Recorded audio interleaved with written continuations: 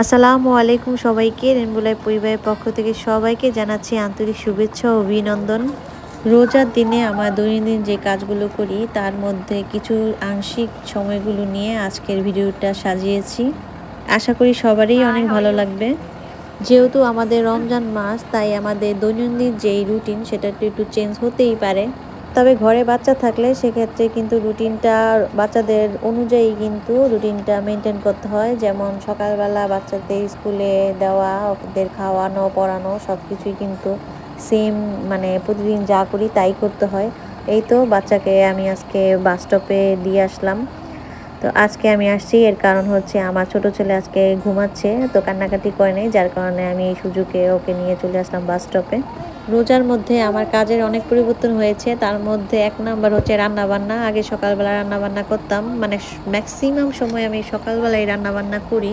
তবে আমার কোনো রুটিন নেই, আমার যখন যখন সুবিধা থাকে তখনই আমি সেই অনুযায়ী কাজ করি। তবে ম্যাক্সিমাম সময় আমি সকালবেলায় রান্না করি। তবে এই রোজার দিনে আমি আসলে সকালবেলায় রান্না করছি না। এই তো বাচ্চাদের জন্য টুকটাক খাবার, পাস্তা নুডলস এগুলোই রান্না করি ওদের জন্য।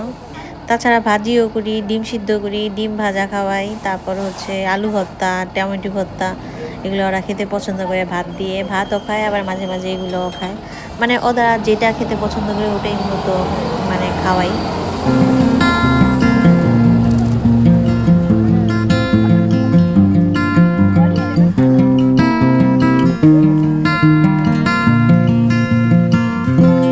আমার 4 বাচ্চার মধ্যে 3 বাচ্চাই কিন্তু ডাইপার বা প্যাম্পাস পরে থাকে। তো যখন মলে যাই তখন প্যাম্পাস তো আমাদের অনেক লাগে। এরপরও অনেক সময় টান পড়ে যায় যখন আর কি ওদের বাবা আর কি অনেক বিজি থাকে, তখন যাওয়া সম্ভব না। তাই আমি আবার অনলাইনে অর্ডার করি। এই তো অ্যামাজন থেকে অর্ডার করেছিলাম, সেটাই চলে আসছে। ঘরে হালকা পাতলা কাজ করে এখন চলে আসলাম রান্নাঘরে। এখন রান্না করব হচ্ছে কাচ্চি বিরিয়ানি। এখানে খাসির মাংস। তো খাসির মাংস মূলত বেশি চর্বি আর হচ্ছে হাড্ডি থাকে। তো আমি মাংস যেগুলো আছে সেগুলো আর কি মানে খুঁজে খুঁজে নিয়ে আমি মাংস দিয়ে রান্না করছি, যেহেতু বাচ্চারা খাবে। তাই হাড্ডিগুলো আমি কিছুটা সরিয়ে বেশিরভাগ মাংস যেগুলো আছে সেগুলোই বেছে নিয়েছি এই কাচ্চি বিরিয়ানির জন্য। আর এই যে কাচ্চি বিরিয়ানিটা রান্না করছি, এতে কিন্তু বাইরের কোনো মশলা আমি ইউজ করছি না। আমি হোমমেড যে মশলাটা আমি নিজে বানাই ওইটাই আমি কিন্তু এটার মধ্যে দেই। খুবই সুন্দর স্মেল হয় আর মজাও হয় অনেক। আর এই মশলাটা আমি নিজেই তৈরি করেছি। আর খাসির মাংসের সাথে বড় বড় টুকরা করে ফুড কালার দেওয়া আলুও আছে। আর এদিকে মেয়েকে আনার সময় হয়েছে, তাই মেয়েকে আনার জন্য মেয়েদের নিয়েই চলে যাচ্ছি ওকে আনতে।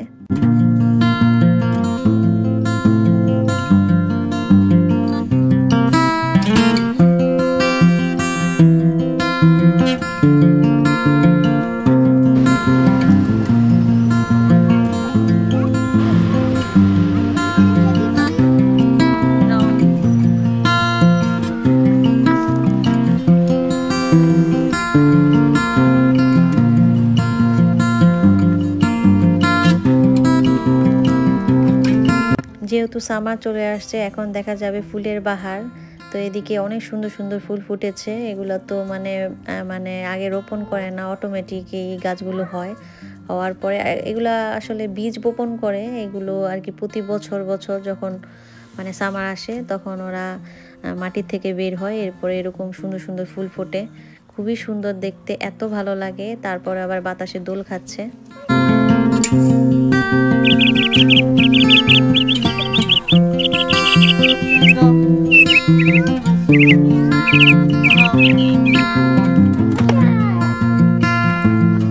কিছুটা সময় বাইরে কাটিয়ে এখন আবার বাসায় চলে আসলাম। এখন ওদের খাওয়াবো। এই তো সেই কাচ্চি বিরিয়ানি, দেখতে খুবই সুন্দর হয়েছে।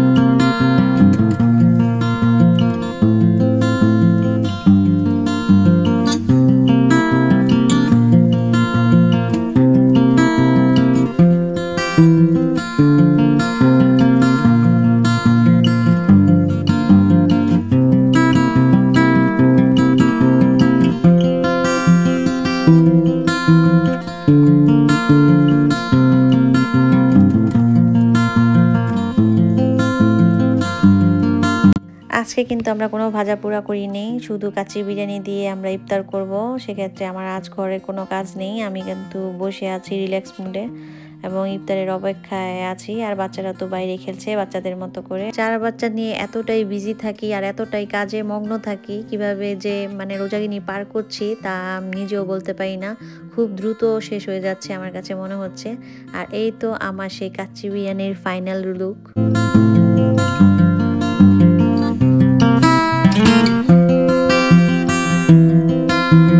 আর এই তো আমাদের বাসায় ইয়ান, ও তো প্রতিদিনই প্রায় আমাদের বাসায় চলে আসে। তো ভিডিও করা হয় না মাঝে মাঝে, কারণ ও যেই টাইমে আসে ওই টাইমে আমি খুব বিজি থাকি। আর আর ঘরের অবস্থা যা করে ওরা বলার মতো নাই। তো বাচ্চারা এরকমই, যেখানে আদর পাবে সেখানে ওরা আসবে। ওর এখানে আসতে খুবই ভালো লাগে। আর এই সাথে আমাদের ইফতারের সময় হয়ে গেছে।